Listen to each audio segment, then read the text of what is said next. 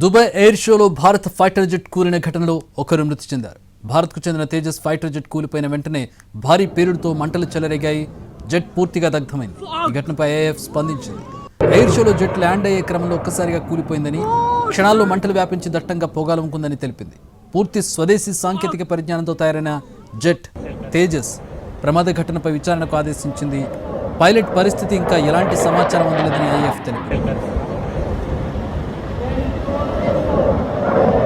Dubai air షోలో భారత fighter jet కూలిన ఘటనలో ఒకరు మృతి చెందారు.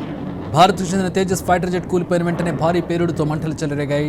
జెట్ పూర్తిగా దగ్ధమైంది. ఈ ఘటనపై ఏఎఫ్ స్పందించింది. ఎయిర్ షోలో జెట్ ల్యాండ్ అయ్యే క్రమంలో ఒక్కసారిగా కూలిపోయిందని, దగ్ధమైందని పూర్తి స్వదేశీ సాంకేతిక పరిజ్ఞానంతో తయారైన జెట్ తేజస్ ప్రమాద ఘటనపై విచారణకు ఆదేశించింది.